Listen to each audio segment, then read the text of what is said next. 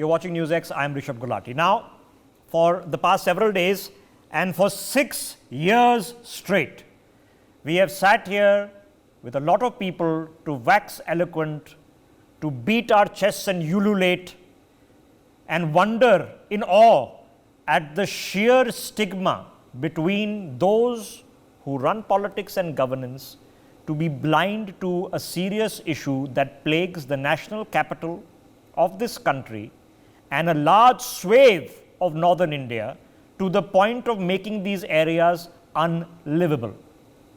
You can see and smell the smoke that is coming from the crop fires that are burning all around us like they do every year.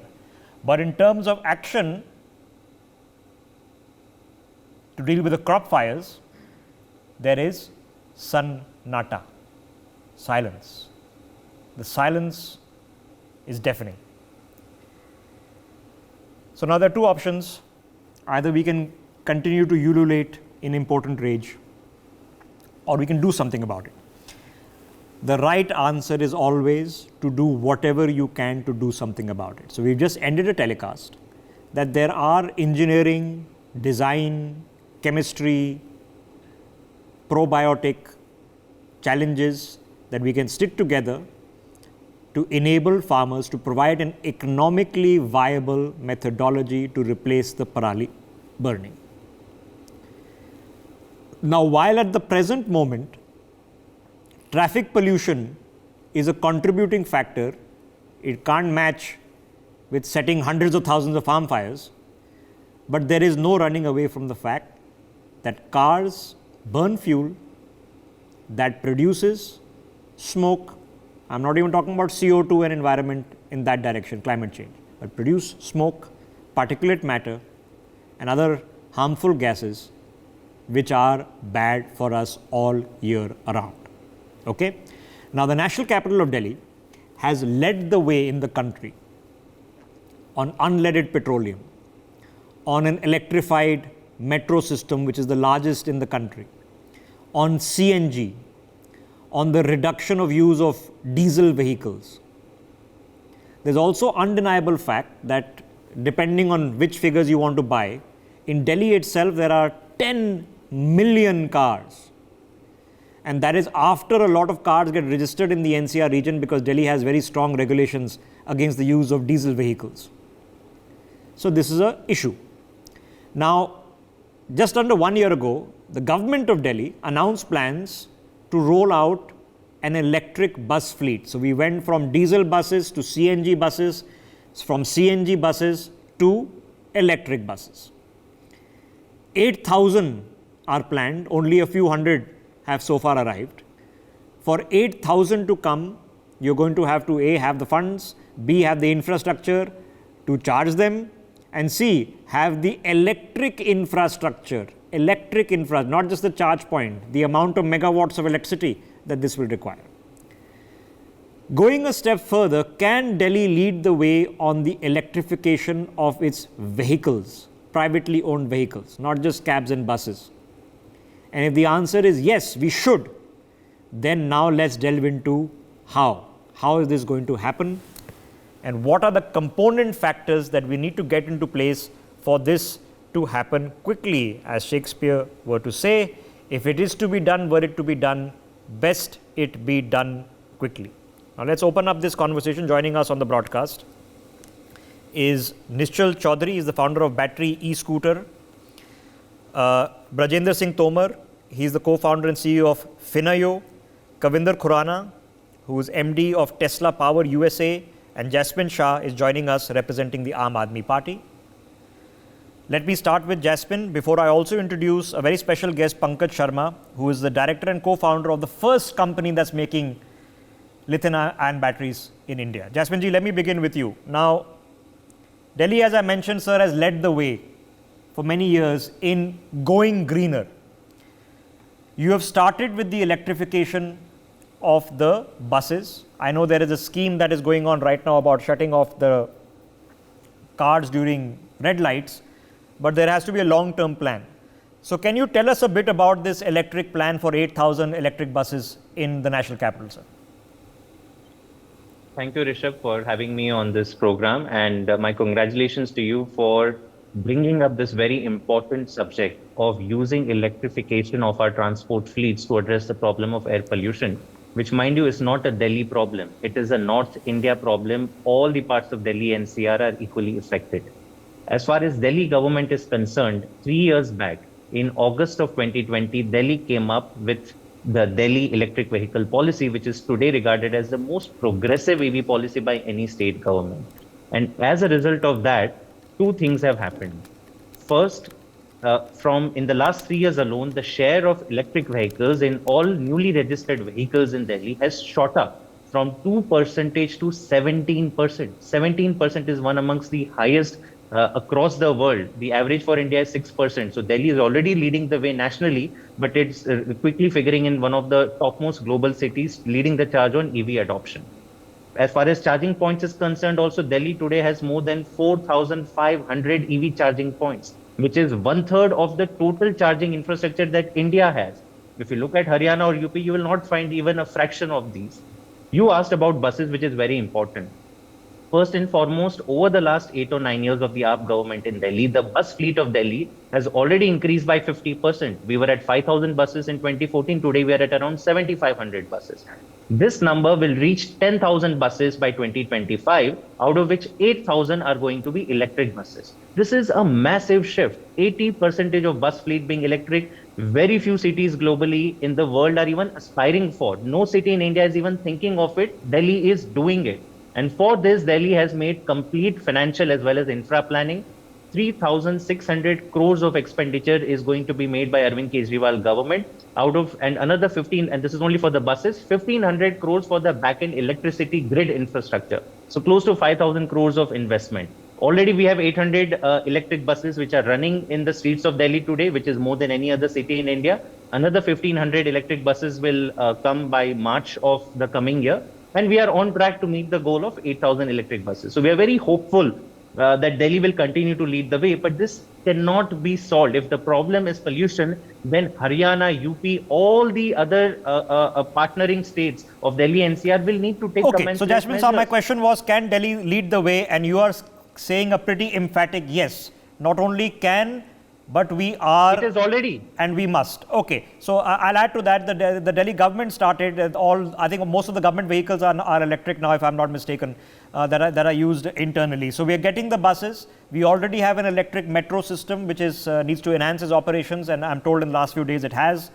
And then comes, of course, the cars. Now, the other good news to what Jasmine just told us is that not only is the number of electric vehicles on the roads rising, the numbers of electric vehicles as a percentage of new cars bought is rising exponentially.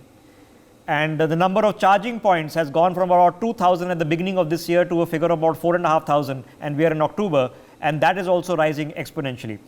Jasmine ji, what then can be done in addition? What next? We have to have some goals. What's the goal? 30%, 40%, 50% of the car fleet in how many years can be turned to electric? Absolutely. So what I'm giving are not car fleet numbers, Rishabh. I'm telling the entire vehicle fleet. So 17% of all the newly registered vehicles. As far as cars is concerned, there is there's a big dilemma. What is happening is that the private cars that are being bought, they are still largely petrol and diesel, because the price differential between a petrol or a diesel car and electric is still very high. It's still 20%. But very interestingly, it's so the number is in 5 or 7% of cars, private cars. But when it comes to commercial cars, more than 70% of all cabs or taxis that are coming into Delhi streets over the last 1 year are electric. And that's the reason is because to run an electric vehicle is very cheap. So if you have a high mileage, then the cost economics works out. So I think somewhere the breakthrough will need to come on the technology side, the manufacturers, better batteries, better business models, so that private cars can also move to electric. The big shift today we are seeing is happening in two-wheelers and three-wheelers, Rishabh, which out of the 1 crore vehicles on Delhi streets, 70% are two and three-wheelers. Only around, so 70 lakh are around two and three-wheelers. Only 30 lakh, which is still not a small number, are cars. Okay. So we need to address this problem for two-wheelers, three-wheelers and four-wheelers. Four-wheelers, some challenges on the technology side. Two, three quick questions. Number one, of course, is that, okay, you mentioned others have to do it also. So Delhi operates under an NCR kind of logic.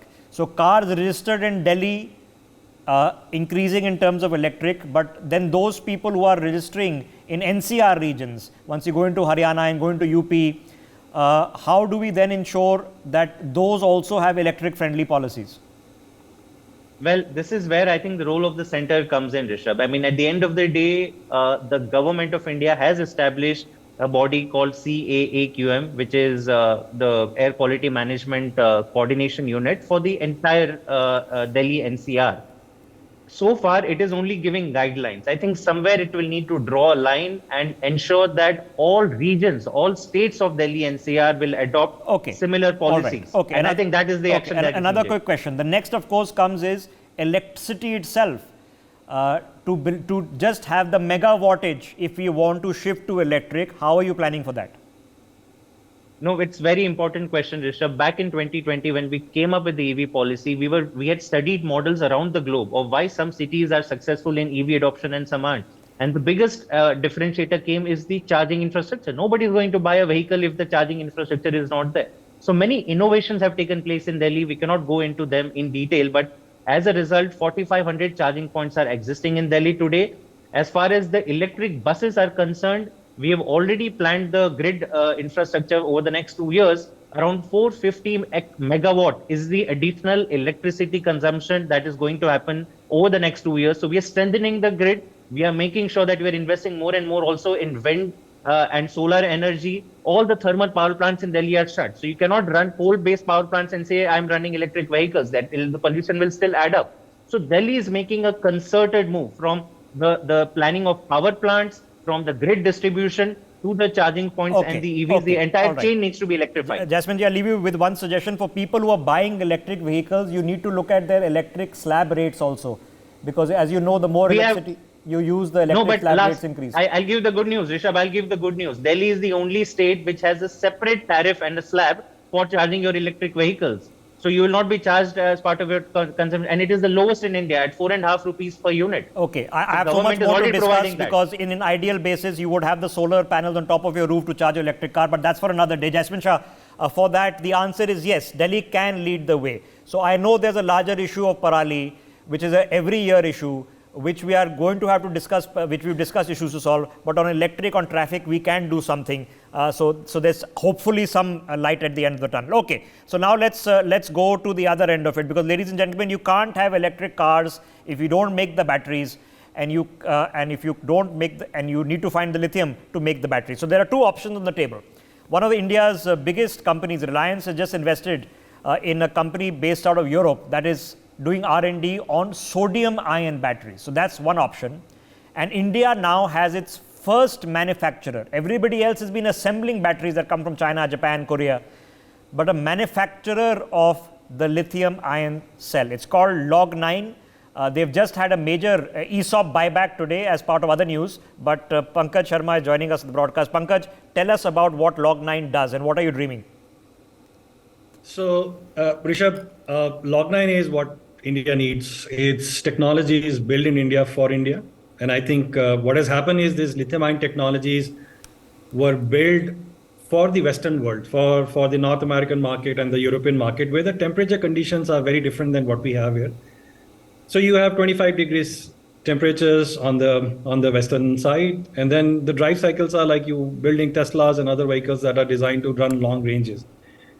What Log9 is building is technologies which are for Indian tropical conditions. So batteries, cells that can work in 45-degree temperature, Delhi, Chennai, Hyderabad, Bangalore, those kind of environments.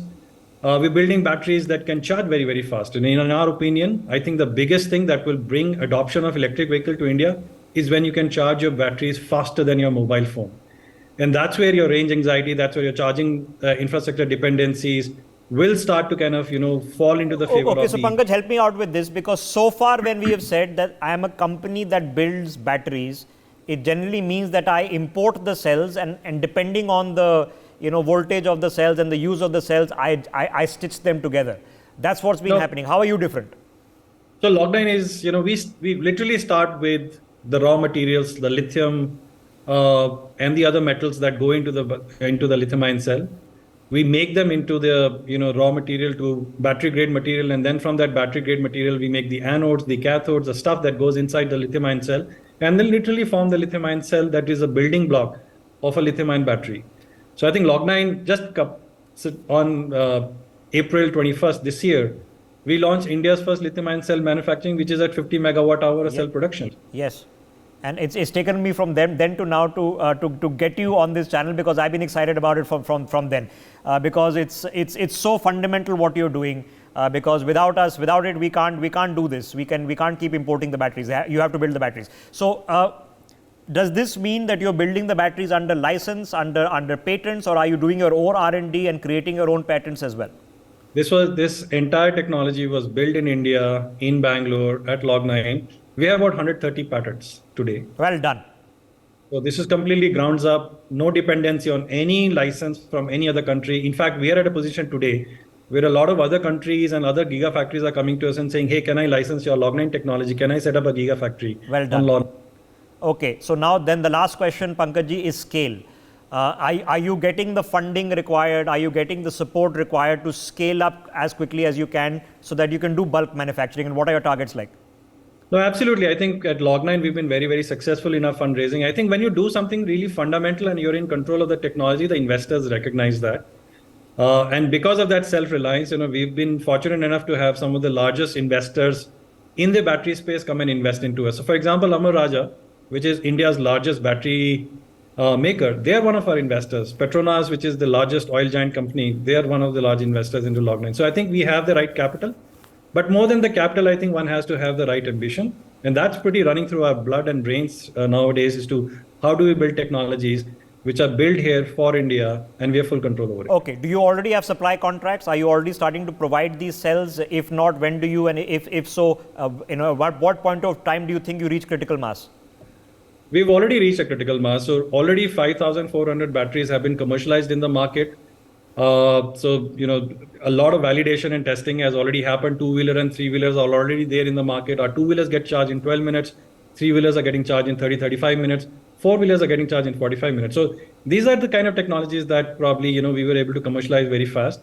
And so scale is coming up. We have 50 megawatt hour of cell production, 250 megawatt hour of battery production. And with Amar Raja's partnership, we're looking at going into giga scale within 2 years from today. Okay, so giga gave me 1,000 megawatts plus of battery production per year. Okay, you must have heard about our efforts to actually find locally sourced lithium in India. We're doing prospective mining in Ladakh and a few other places. How important is it to get that push through as well? I know it's going to take a few years, but you are here, so we may as well find the lithium as well. I think yes, we should. Lithium is the new oil, in my opinion, and I think we should find lithium more and more in this country. But more than that, I just wanted to highlight this opportunity that what India needs is not only raw material. What India needs is ability to convert that raw material into battery grade material. If you discover tons and tons of lithium, but you cannot convert that lithium into battery grade lithium, then a company like Log9 cannot use it. You have to send it to another country, furbish it into or finish it into. Okay, so you need an intermediary B2B supplier on this. Okay, that's a material science innovation in India on battery material conversion. Okay, that's a good point you made. I will follow up on that. Pankajji, tell your entire team you're doing the best thing possible. You're bringing a revolution, doing something good for the community, doing national service, something that hopefully one day will touch every home, and you'll make a profit out of it. It's the best thing that can contribute to the Indian economy. Well done. We're proud of you. Keep it going. Let's stay in touch and have more conversations as this market develops. But congratulations on your ESOPs buyback as well. Let me hop across to Nishchal. Nishchal, first you tell me a bit about battery e-scooter. What do you guys do? Hi, so we are an electric vehicle manufacturer based out of Jaipur. We make electric scooters, both slow speed as well as high speed.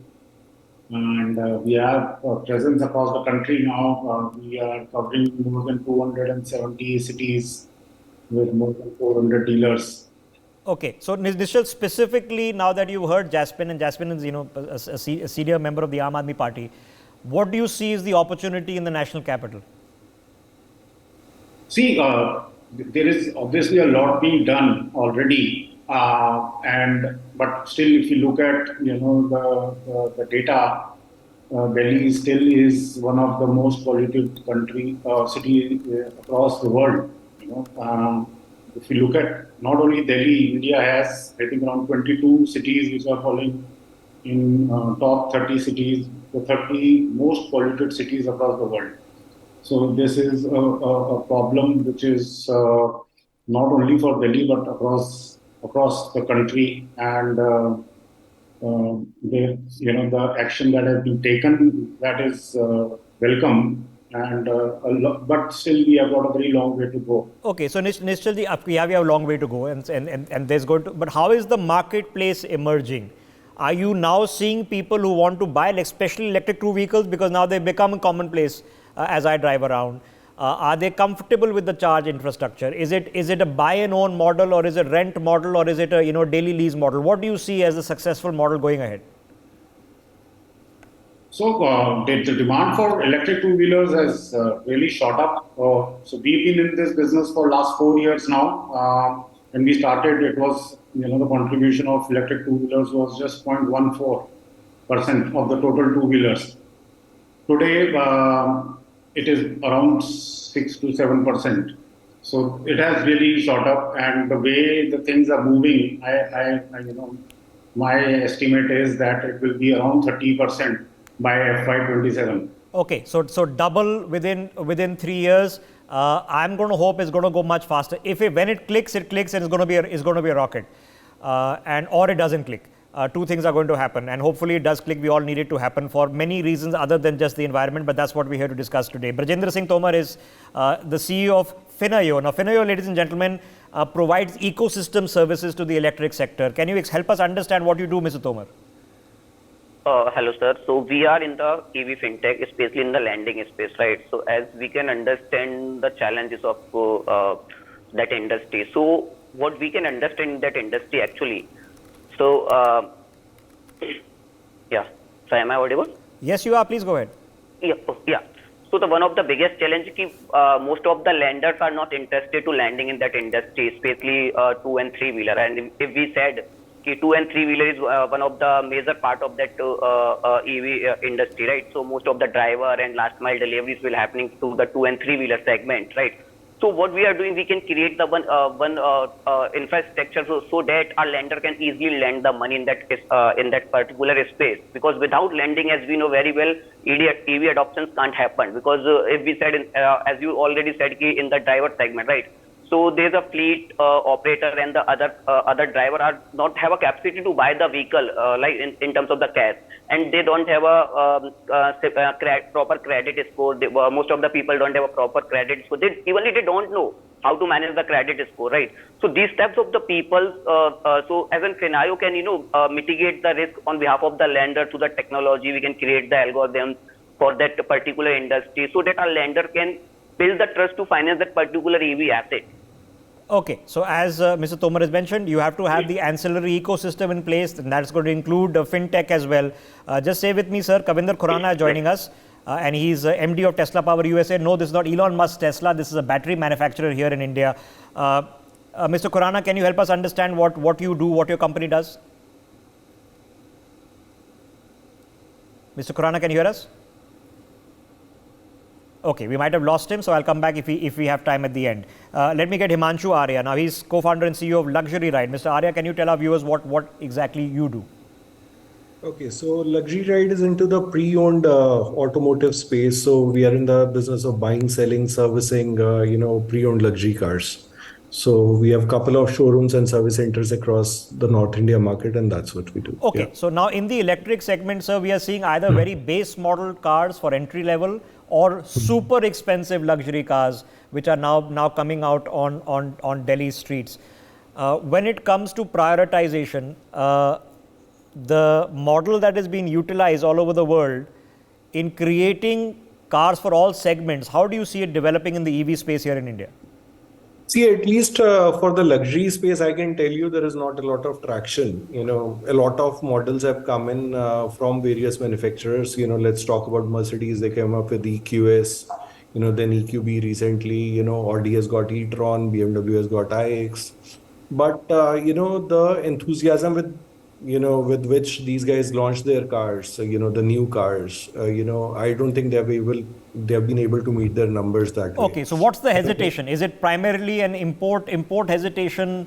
Are they not being able to manufacture here in India? What do you see as the hesitation? Because they tell me that is an import hesitation.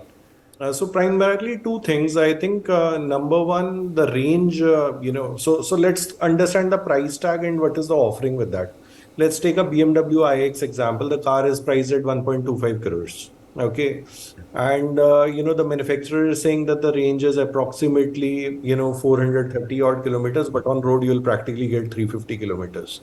Now, for an end user who is going to invest 1.25 crores into a car and just realizing that it has a range of 350 kilometers, that means if I want to go from Delhi to Agra and come back on the same day, this car is not compatible. Probably I'll have to stop somewhere on the way, charge it again, even if it has the capacity to, recharge itself 80% within 10, 12 minutes, 15 minutes, whatever the promise is. But I'm certainly worried as an end user from a perspective of understanding that, yes, I might get stuck.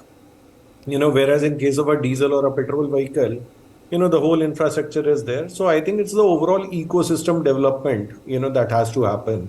And in luxury space, people are not looking for hassles. They're looking for extreme luxury. Okay, are you seeing opportunities, but going ahead in this? Is it a place where you're watching carefully, with your eyes and ears open? It very strongly, and let me tell you that, in the pre-owned space, the prices of, pre-owned electric cars, is not really very enthusiastic. We are not really enthusiastic about it. Okay. A 1-year-old vehicle, which has done just 5,000 kilometers is, kind of selling at a 30% discount than a new vehicle. So practically there are less takers. And I think it has more to do with the price point here. So number one, more options need to come in. Okay. Currently, everyone has got one or two options. That's one problem. I think the price point has been taken as very, very super premium, considering it's an electric vehicle, and hence let's charge even more premium on these vehicles. Okay. And number three, still the offering, the overall value of that money is not coming out to my understanding. I know the mathematics currently. If you pay a 10-20% premium for electric car, to recover your money is still 5-6 years down the line. So the mathematics I know is difficult, but it's changing. Let's touch base, gentlemen, more often and make this happen. We're heading in the right direction. The economics is in the right direction now. The methodology, the logic, and the ecosystem is working in the right direction. Fingers crossed. And I frankly do think that the national capital can lead the way in terms of policy, in terms of purchasing power, and in terms of urgency of the need. I thank my guests. For more such videos, subscribe to the NewsX YouTube channel, hit the bell icon.